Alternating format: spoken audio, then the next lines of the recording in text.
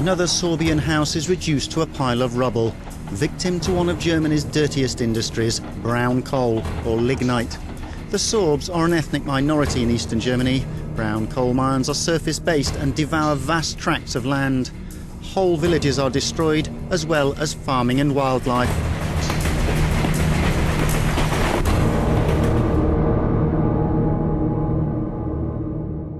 The Penk family feels Sorb culture will be destroyed by bulldozers, but they're resisting. Around here they want to resettle 1,700 people. Those large-scale diggings and excavations destroy our settlements, they destroy our history, they destroy our landscape. These are the locations and villages that will be dredged away. That's where we live. It would become a huge hole. Christian Penk tends to his grandmother's grave. The cemetery is rooted deep in the history of Sorbian people. But dig down just a few more meters and there are huge layers of brown coal. He fears this sacred place will be destroyed and says the industry is also damaging the living. We're living here in between 3 brown coal power stations. The most important value in life is health. But many people around here have suffered from cancer. Christian's father was one of them. As yet, there's no proof of a link between cancer and coal, which is why the Penks are calling for a comprehensive study. The yellow on this map shows the land being used for mining at present, and the orange represents ongoing excavation zones. The red parts are the future projects, the battleground of today's conflict. The pending destruction of villages like Proshim and the demolition of its church have to be stopped. Hagen Rösch runs the largest local agribusiness, combining farming with the production of renewable energy. The spreading pits have already eaten into huge parts of local land, and he fears for the remaining 80 jobs on his farm. In recent years, our company has lost good farmland of biblical dimensions. Brown coal mining took it, along with around 200 jobs. Today in Germany, almost 30% of the energy is generated by renewables. We don't need brown coal any longer. Germany produces more electricity than it needs, and the price of electricity is very low.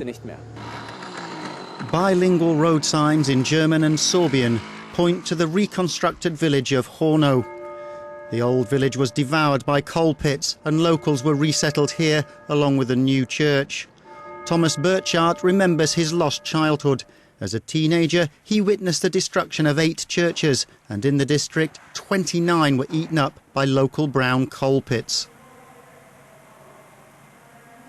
I saw the village Horno dying. When the destruction began, they rooted out the village trees, they pulled up the pavements, they dismembered the village. Really, it hurts. There's no need for it. Germany massively exports electricity. Our region shouldn't be sacrificed just for export reasons, and furthermore, it harms the climate. Brown coal is the dirtiest energy source existing. Thomas shows us the local museum called the Archive of Extinct Villages. The interactive installation transports you into the past. Thomas is a Sorb himself and speaks up for the community on the regional Brown Coal Committee. Among the 136 villages that have been devastated so far, a significant part were Sorbian villages. Their cultural and historical treasures were lost forever. The Sorbian settlement region is protected by constitutional law. Each attack on Sorbian settlement regions is a breach of the constitution. Many of the pits and power stations are owned by Vattenfall, a public company from Sweden that says it wants to get out of dirty coal, but insists lignite is still needed, at least for a transitional period.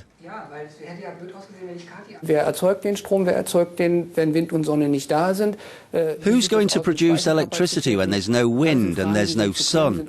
How do you store renewable energy? All those essential questions haven't really been answered so far, in my opinion, and therefore we go for the assumption that brown coal production as well as power generation with brown coal will very likely go on after 2020 or 2030, or maybe even until 2050. bis 2050 vielleicht sogar. By 2020, the German government wants to cut CO2 emissions by 40% from 1990 levels.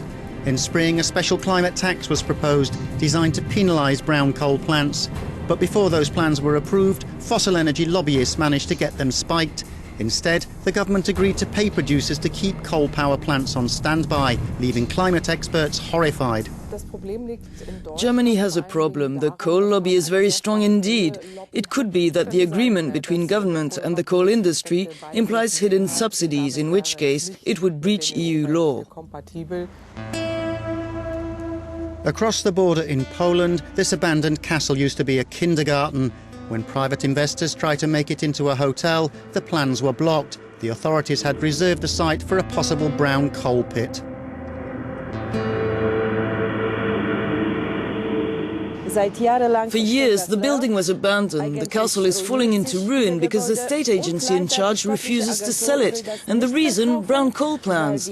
Politicians and brown coal lobby groups promise open cast pits. They promise a new power station, huge wealth and fortune. But small investors, small steps are not authorized.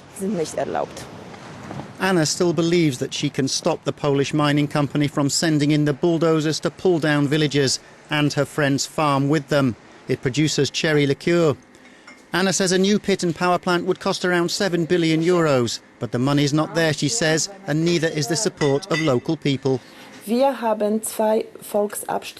2 local referendums in 2009. The people don't want any further investment in brown coal. Sooner or later, the brown coal lobby has to stop these sick plans.